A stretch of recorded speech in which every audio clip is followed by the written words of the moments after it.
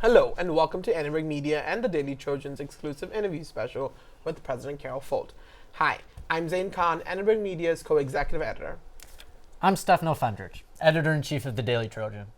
Carol Folt came to USC in 2019 and has been university president for nearly 6 years. I'm Lyla, Bhalla-Ladd, co-executive editor of Annenberg Media. This interview is an opportunity for President Folt to speak about her time at USC and to respond to questions about issues from sustainability to campus protests. I'm Nathan Elias, digital managing editor of the Daily Trojan. Here now is our complete conversation with President Folt. Thank you so much for joining us today, President Folt. We understand you have some very brief remarks to start us off. Okay, great. Thank you. It's great to see you. I'm busy part of the spring semester, and I know a number of you are graduating seniors, so that even more exciting for you. And so, I just have a few things to say. For me, the spring's always exciting, but I feel particularly excited this year because I'm actually graduating along with you. It feels like that. I've been running university, but leader in universities for 24 years. And so I feel as though I have that same what happens next kind of feeling, but I'm really excited about it because what happens next is going to be exciting for all of you. I know it, and I think it's going to be exciting for me. And I've also always loved the students, so I had the Dartmouth was the press at Dartmouth, and we had the Daily Tar Heel, which was the press in North Carolina, and of course, talking with both. I love getting to see both Annenberg and the Daily Trojan. That's really fun. So my main thing I thought I'd just say is that, it's been a privilege to be at USC. I think it's a real leader, and it has some very special features that you'll probably want to talk about. But, the students are wonderful. They come from, the most amazing backgrounds, every culture. This year we had something like 45 different languages in the entering class. They have experiences, they've got drive. There's a joyfulness on this campus that I've really enjoyed. And I know the weather helps, but that's been important. But there's a very strong seriousness. Ambition really is in everybody's book. And I think I really like that. I think the change that we're seeing in higher education isn't really new. I mean, education's always about change. Higher education's about change. My first speech I had to give at Dartmouth was at 9/11. So we have big events, extra events, COVID, you get natural events and changes that really cause universities to react quickly. And we're actually pretty good at it. But I've yet to see the change that causes us to deviate from our mission. And I believe that as much as I've ever believed it, but I think it's something that we always stay very intentional, very purposeful about how do we make sure our mission is really at the core. So we'll probably have time, we can talk about things like that. In this institution, we've made major changes just in the last 6 years. The moonshots have been quite nationally relevant. I set the moonshots when I came and said, I came for 5 years. So when I took the job, I said, I'm going to be here 5 years. What would happen that would make me 5 years from now really regret we didn't take an action? That's what a moonshot should be. And I think that was right. It was about healthcare going through a massive change. It was about the emergence of AI and all the things in technology and engineering. It was about, for this institution, its athletics programs. And for me, it was about sustainability and the urban future. So I think we picked things to be moonshots that were clearly of their moment, and there'll be new ones that come in the next moment. So anyway, I'm happy to answer any questions. I'm excited about the next few months. I'm also really mindful that your future and the students' future, is really feels often like it might be on the line when it really isn't. So one of our most important jobs is to remind people about the constancy of the higher education that we provide, and also its importance to the country. And that's something that's really a big focus for me right now. Mm-hmm. So to start off, President Folt, you obviously just concluded what is likely one of your last major speeches as president to your administration, your faculty, your students. Reflecting on your years at USC, how was that moment for you as you gave your last State of the University address? Thank you. I felt actually really excited about it. I think I'm in the place I want to be, and not everyone gets to say that. That's why I sort of said I've been doing it for 20 some years, and it's not old. I think if you ever leave a place feeling like, oh, I cannot wait, I don't have anything else I want to do, you waited too long. So I'm stepping down from being the president at a moment when I have so many things I'm excited about, but I still see so many great things. So it's the right moment to feel like you're making a transition, and I'm really excited about the things I'm going to do. So it felt meaningful, but I felt like I was talking to the people that actually made these changes over 6 years, and maybe by bringing them to people's attention, people could see the parts that they didn't know about. And so that was a goal, try to have people have a better, fuller understanding, because with 80,000 people in 23 plus schools, you don't always know what everyone's experiencing. Thank you. We'll now sort of dive into the current climate on campus. Campus has felt a shift in its political climate since President Trump's inauguration on January 20th. There's the possibility of losing federal funding through research and DEI programming. And last week, both Annenberg Media and Daily Trojan reported on changes within department names, such as the DEI website being taken down and merged with the culture team, and heightened presence of immigration and customs enforcement as well. Some community members claim that USC is, quote, complying in advance in a way that's sacrificing DEI programs that you spearheaded for so long. How do you respond to those disappointed, saying that they would rather see you resist to the Trump administration and stand up for these values of DEI that USC holds so close to itself, and maybe even say that we'll see you in court? Well, there's a lot in that, and maybe we'll unpack it in a couple questions. First of all, I don't think I've deviated for a second, and I don't think the university will, from its commitment to being a place of opportunity, trying to be a social mobility to the incredible student body that we have. I think that's been true, and I think we will continue it, and I see it in every way. I think we're also, like everyone else, still looking at instructions that are coming to us that are not necessarily law. So the last thing we're actually doing is trying to do things in advance, but we're certainly trying to do things in the way that we believe they need to be done. So we haven't really made those big changes. I'm not even sure which ones you're really talking about, but when the last chief diversity officer stepped down more than a year ago, he actually said we need to think the whole thing. So this has been a process of where we're thinking we can be best at supporting everyone's needs, their belonging, their culture, but even beyond that, and going in to the professional offices where they are, allows it to be at the heart of the Culture Commission. So this isn't a new thing, this is a progression. Well, and just to say, you said that we have not deviated. We did receive a community-wide email from you saying that we would start complying with executive orders that have been sent out by the president. And on that note, we've also had community members say that the associate chiefs of diversity, equity, and inclusion have been renamed and moved to the culture office. And I know you said that. Well, there's only 3 people. You should know the truth. Yeah, there's only 3 people, but it is sort of. I'll explain it to you. So the reality is, it's not against anything in our history to comply with the law. So I think you need to understand that. Universities follow the law. You vote and change the laws as citizens, and that is something that people do. We certainly advocate. I was in Washington all last week for things that we think are really important. We've advocated for immigration and visas. We've advocated for research. We've advocated for all the things that you're talking about. Also, much of what people are reacting to is not established law yet. So I think we're doing it exactly as we have been and should do. So where we're seeing the 3 people that moved, it's really because we're trying to get them in a much better place, and it's something that's been underworks for a long time. So even without these executive orders, you would have still gone ahead and rebranded the DEI to a culture team? We've been talking about it for almost 6 months, and you can talk to Stacy about it. We've had meetings with the Culture Commission. So I think that universities are always working.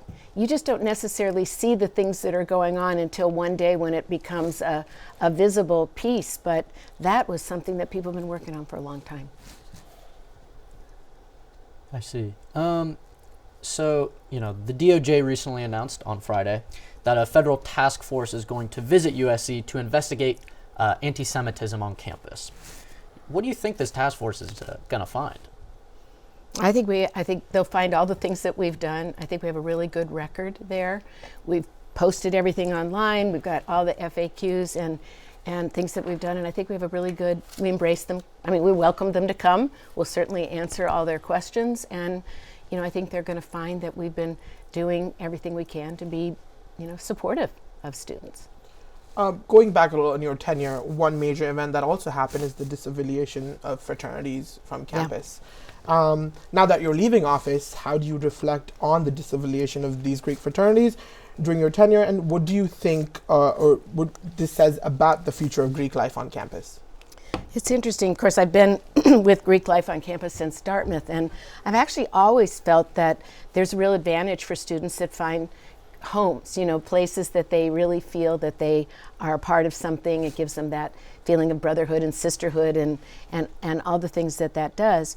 And I think there was a lot of great stuff goes on with our fraternities too. We have a really active group. I think we hired people to make sure that they had a lot of opportunity to work with the school. I felt like when they made that decision, and they did, still most of the people that are in affiliated groups are not, that's just a certain group of the Greek units. There's many other affiliated cultural groups on campus, and they all stayed as part of that office, is the first thing. And then we always said, I said, they're still our students. So all the support we would give any of our students, we still give the fraternities. We still help them with all the things they need to do, but there are other things that now they have to respond to the LAPD, that's a choice they made. And I think the point for me was, if they make the choice, then we have to continue to support them. That is the most important, is that they can continue to feel like they're students and they're connected. I think it's important that if they were to start doing things that are illegal, that they have the same they have to face the same music as anyone else. You're not allowed to, dox people or things like that during rush, but that's true for the band. It's true for anybody, so trying to make sure that those things are still in effect and that they're also feeling fully supported. So I that's how I feel about it. And I don't know that I could talk about the future. Yogi Berra said, it's really great to predict the future. It's really great to make predictions unless they're about the future. So I'm with him on that one. That one's harder to say, but the need for community isn't going away. And if that is where people find some positive community, I think it will stay a part of the university. And what about concerns of the lack of oversight? Of course, with the disaffiliation, certain fraternities, there's a lack of oversight, and with concerns of sexual misconduct, how might USC navigate that relationship, that they're still part of the community, but they're yet disaffiliated? Well, we still have you all have to do trainings. They do too. So we have a number of things in place that they are students just like you are.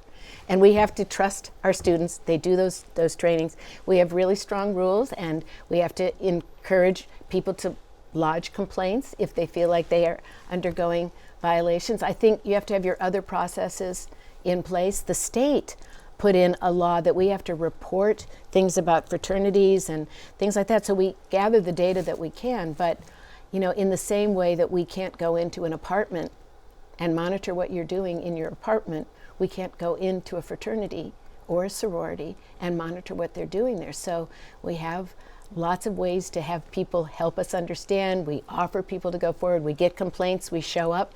Get complaints, the LAPD will show up. But I think I think those are the rules that are in place.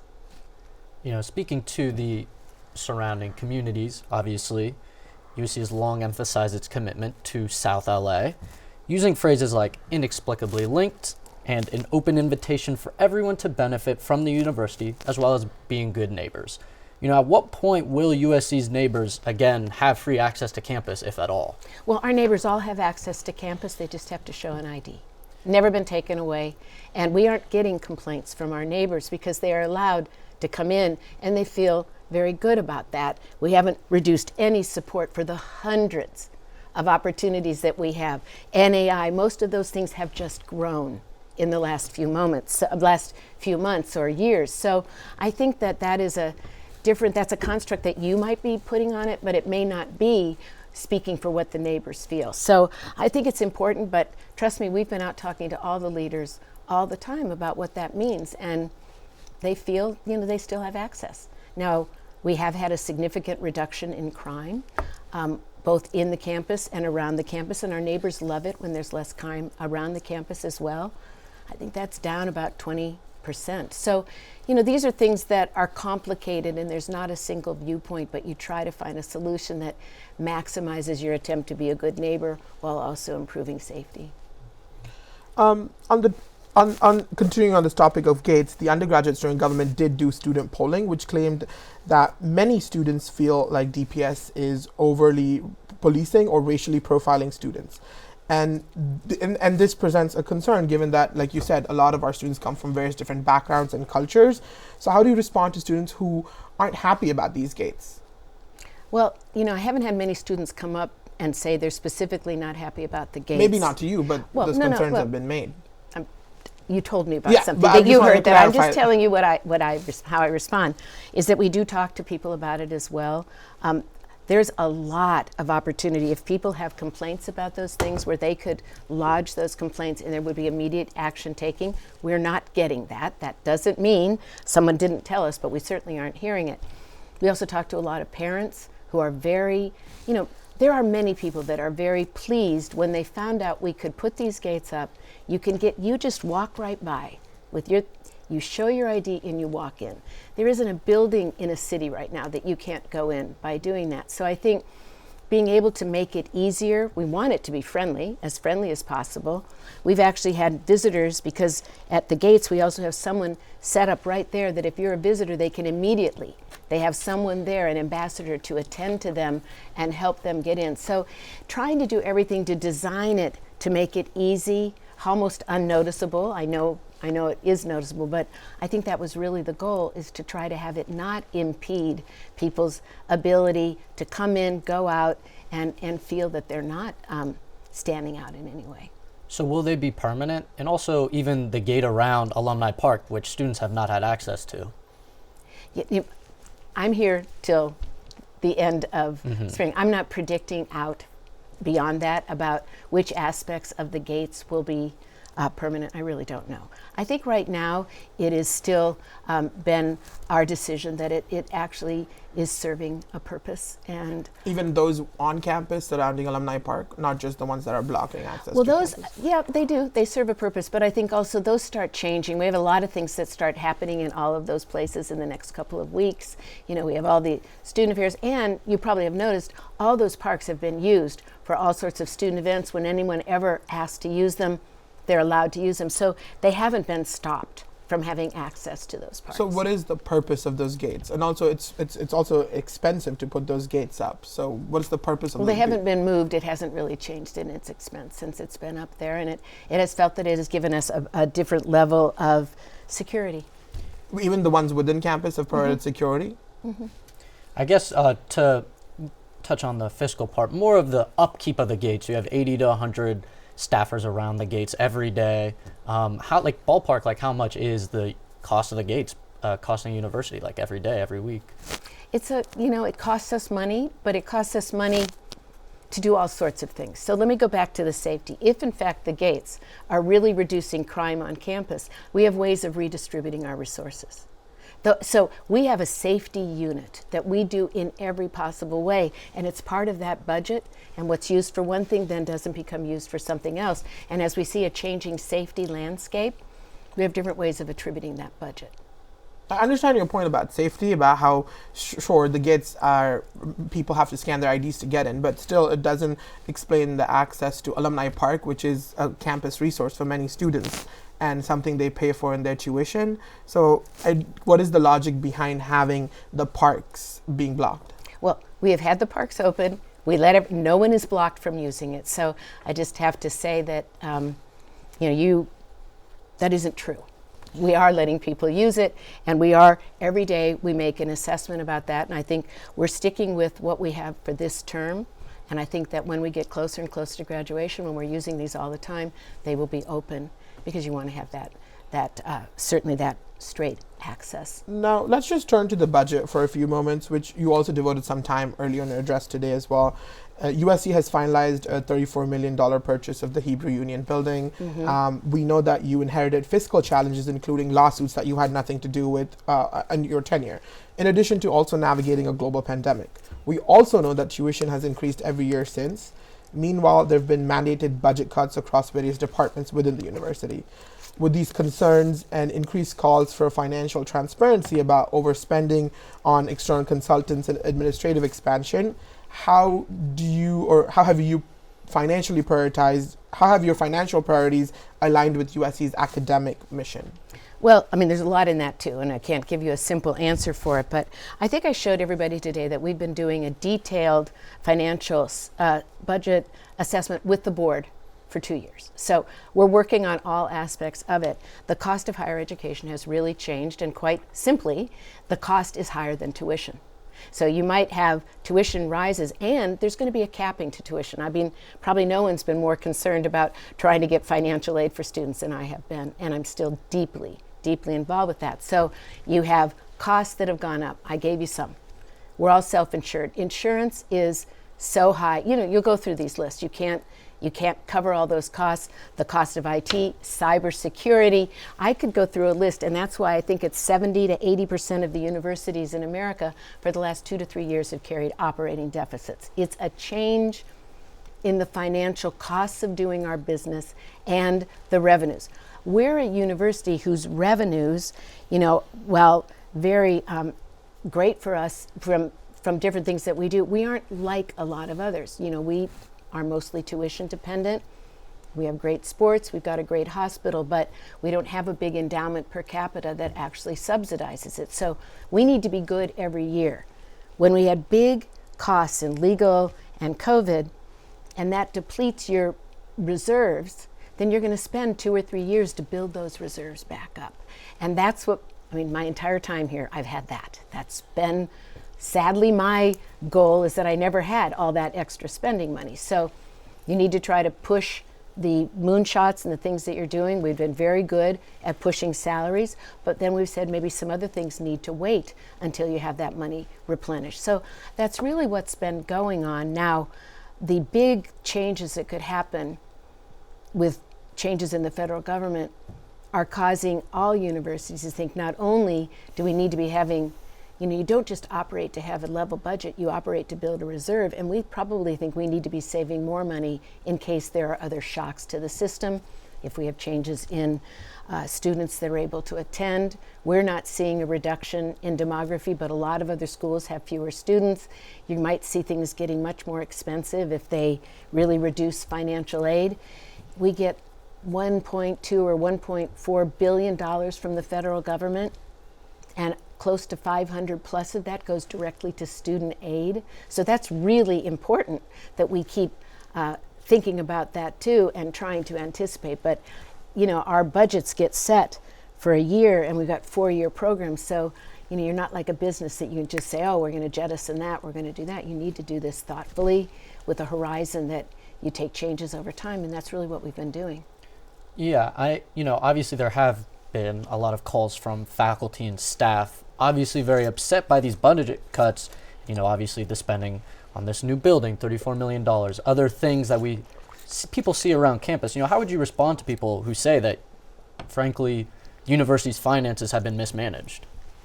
Yeah, I don't actually think they've been mismanaged. I really don't. I think it'd be pretty short-sighted to say that you have colleagues that sell a building that's adjacent to your campus, because the other ideas that were being used for that were to turn it into something that'd be very difficult, that sits in the middle of what we do. So of course, universities have to keep a long view and a short view. And some of those long views are, where do you invest now? Because you're going to need that investment in the future. And we got 80,000 people that work here, 23 schools, and more than 47, it's like, 27,000 of them are graduate and professional, 18 or 20 undergraduate, all with different perspectives. So you're trying very hard to keep those different enterprises going forward. One of the things that was really a priority for me was that I said we need to continue to invest in the people who are currently here. And that's try to find the resources that will really support them, be able to give compensation that can keep us competitive, put a lot of money into financial aid. That was a big deal for me because put it there. Now, there were many people that didn't think that was necessarily where we should put the money too. But you have priorities about making a place where people can come.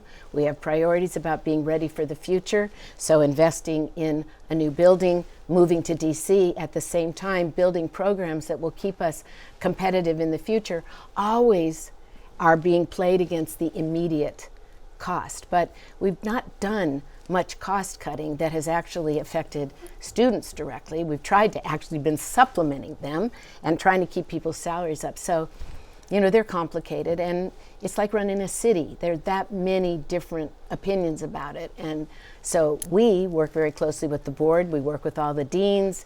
You know, we're trying to keep the costs going, but I mean the balance going on building a budget. But it isn't a simple thing. So when someone's mad, it's usually one thing just happened, they didn't like it. And I understand that. That thing really mattered to them, but it may not be understood outside the context of the positives that also happen. So that, I think there's a lot of examples of that in what you hear and what you experience. Well, on that note, we are going to take a brief break and continue with some questions from Nathan and Lyla after this. Okay. We're ready to go. We want to address something that I think a lot of people still have questions about, the events of last spring, which included, among other things, canceling the commencement speaker, encampment protests, multiple arrests, and ultimately the cancellation of the main commencement ceremony. On April 27th, as we know, there was dozens and hundreds of people that set up an encampment in the middle of campus. By the end of the day, 93 of them were arrested. Can you walk us through some of the decisions that you made during that time and kind of what was going through your mind as president? You know, we put a lot of stuff out, and so I know you can go read about that. You know, what was going through my mind as president is what goes through my mind every day. You know, I really worry about people's safety. I also want people to have a meaningful experience. I'm not in any way against people expressing their protests. So I think this was constantly looking at what was going on and getting advice from our professionals. We keep a lot of track on what's going on in social media. And I have my own history of experiences where I've been at campus where things really ended up in problems and you had fistfights and people getting hurt. So there was a lot of concern about safety, and that was really my driving principle in the end, was try to do things that would keep as many people as possible safe. Had many people feeling fear. There were so many things going on. And so we were early on in that, and I think we were having to think, how could we take the campus and find a way to get it through, and wanted to get people to graduation. I wanted students to be able to go through their finals without feeling fear. And while you might not have it, but we had thousands of people writing us about feeling fear about going across campus. So it was a complicated moment. The last thing any president ever wants to do is to call the police, you know, but at that moment it felt like we needed to do this to get ourselves in a place where we could keep people safe. Right, absolutely. And, you know, you mentioned that you were worried about violence on campus, like we might have seen at UCLA, that became violent, the encampments there. And you were saying that you were hearing from a lot of concerned parents at this time. Can we get a sense of who you were talking with at this time? Did you have conversations with the UCLA leaders? Did you talk to Mayor Karen Bass? Yeah, I talked to everybody, from the governor. I talked to people in the federal government, because we were trying to say, what do you know? What are best practices? How do we do that? I was talking to alumni parents. I'm talking to other presidents. I think I had just stepped down as the president of the AAU at that moment. So, you know, I'm always talking to people, but not just me. Everyone that was working with me, I was trying to meet with students. And, you know, so we're trying to get a feel for how we could best handle it. But just like every campus is in a different location, every campus is different in how this is happening too. I wasn't getting pressure. No one was calling me up and saying, you do this or we're going to take your money away. That was absolutely not happening here, and I'm very proud of that. I think that it was getting good feedback from a lot of people, no one that had a single answer, because there wasn't a single answer. And I know there's a sense at the time that there might have been people from different groups, some people not affiliated with campus that were kind of, you know, coming in and co-opting the encampment. It came out later that about half of the people arrested were students. Did that change your perspective at all on that decision? Well, I mean, half, that would tell you that half weren't. I mean, to me, I was trying not to really look at it that way. I was really trying to look at the safety of my students and my community. And I think that is important, but I've been in other situations where a lot of protest does come from outside. I think the most important thing is at the end, there was only one person who the safety sits entirely on my shoulders. So I had people say, but we understand, might have been safety, but you should do this. And I said, well, you can say that at night, but I have to wake up keeping the place safe. And that's still by itself a difficult position to be, because the second you keep it safe, you also want people to have the joy of their experience. I think all of that is, we want to keep it safe, but we also want to have people be able to do things that they need to do. The canceling of the main stage was something that we did fairly early on. By the time graduation came about, we might have been able to have a main stage, but early on it didn't look like it. Then you had the UCLA. It looked like it would actually ruin all our students' graduations, because we could have outright fights. It really looked bad. The last thing I wanted to do was not do that. I love graduation. I love what that means, but it felt like better to not do this and make sure that we invested heavily in making all our 40 plus graduations wonderful. They were. Everybody felt safe. We had a larger attendance than we'd had in previous ones. And then we built out the whole Thursday night. So again, we could replace joy with what had been concern. So while sure didn't like to do it, I still do think, especially when we made the decision, it was the right one. And the experience for the students was really special. You know, we want that for the current seniors. The main stage actually is only about a third of the graduates come to it anyway. So we wanted everybody's graduation to be special. Right. And you mentioned that, you know, the promises towards graduation were important to fulfill, you know, even if safety concerns keep a full commencement from happening. On the note of those promises, in reference to any kind of academic punishment for on-campus protesters, you told them during negotiations, quote, "I would never do that," in reference to any kind of academic punishment. But then the next week, your office sent out letters, about 29, of interim suspension to those same protesting students. So what changed? I'm sorry. I think you're quoting things that I'm not going to accept that one. I mean, I'm not sure where that came from, but I will tell you that all the things that happen there are FERPA protected. You know that. You know we don't talk about those individual things. And so I'm not going to go there, because I don't know what you're even quoting me as have supposedly said.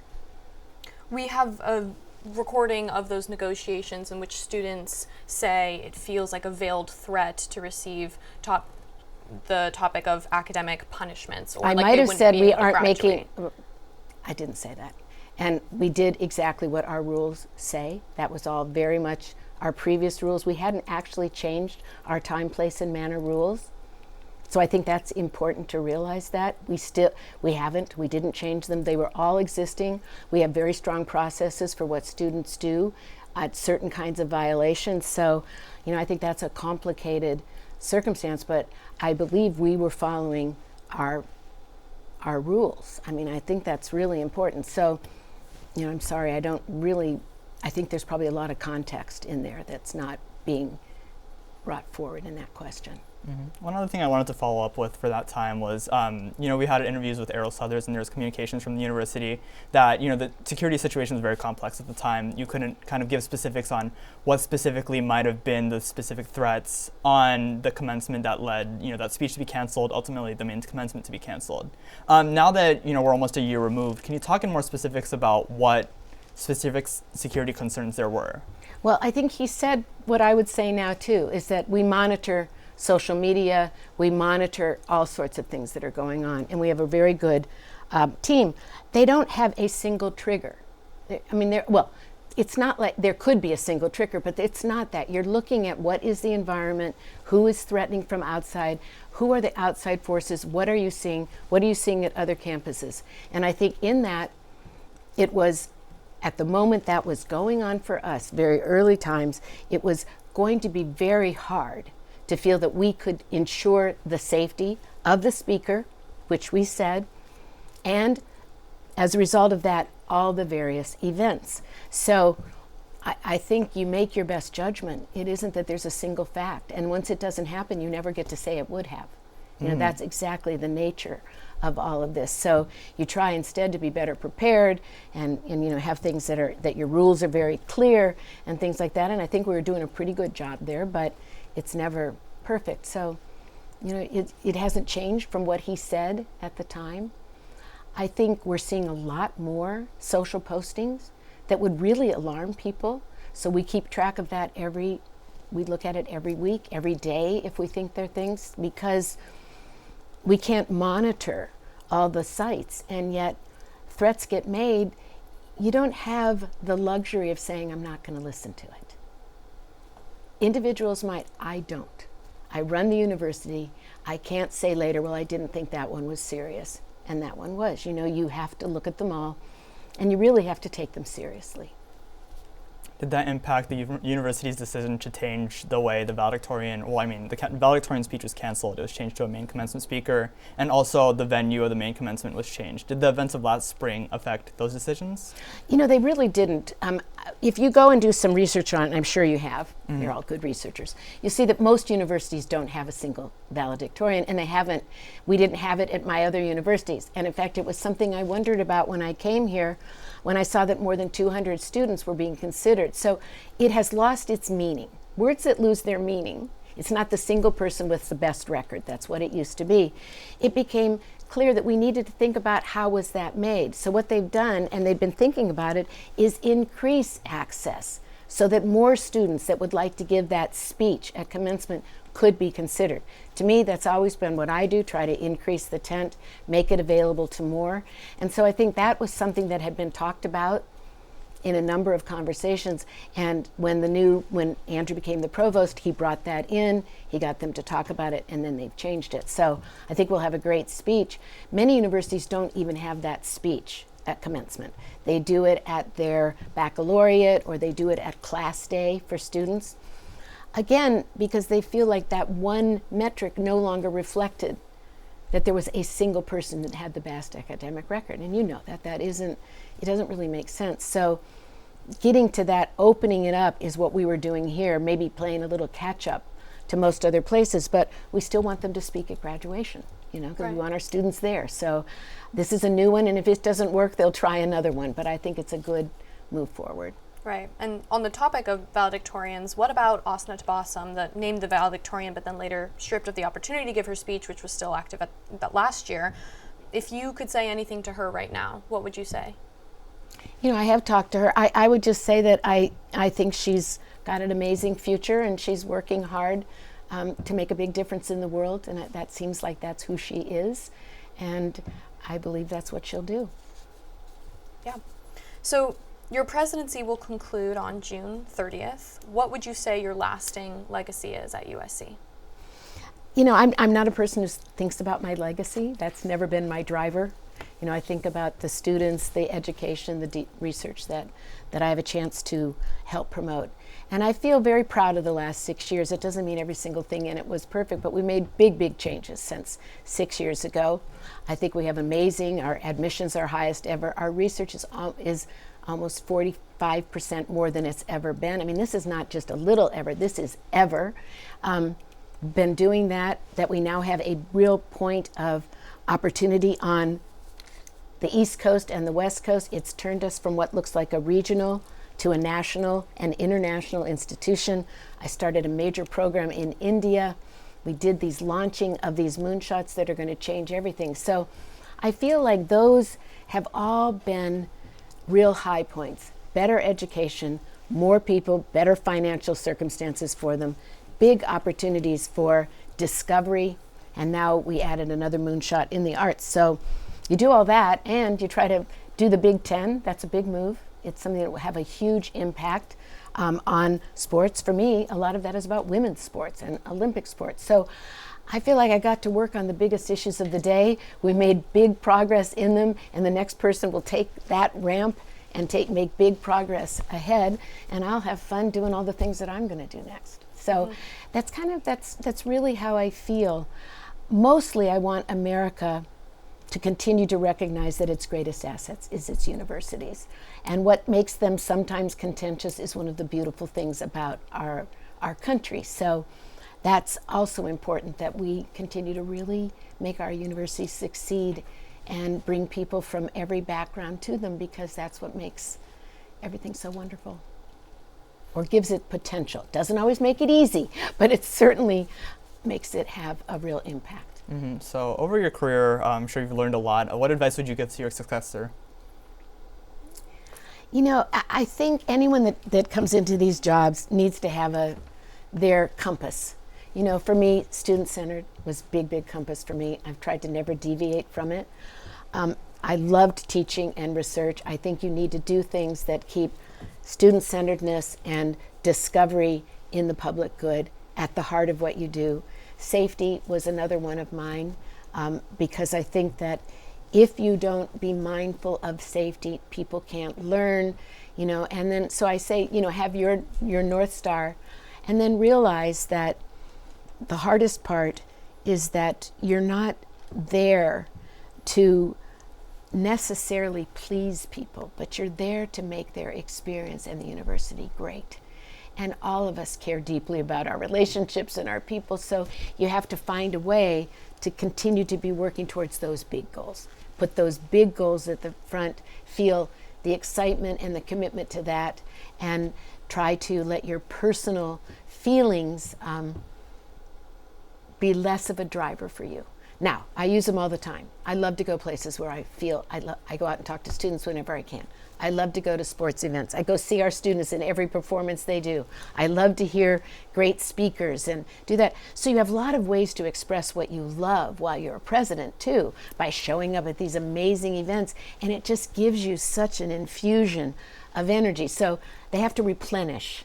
And if you replenish by the things that you love at the university, it really does help when things are tough. Right. Yeah. And so what's next for you after you step down? Well, I'm in Viterbi and medicine and Dornsife. So I'm going to have an office in Viterbi, and I'm going to teach. My first topic will be in sustainability, which of course I love very much. It's been my whole career, but I haven't gone past that. That's my biggest thing to think about next. I'm starting to work on that, developing that. But that'll be really fun for me to go back into the classroom, because I've always really enjoyed that. Fantastic. Well, we'll leave it there, and thank you for joining us. Yeah. Thank you. Appreciate your Appreciate time. that. Thanks.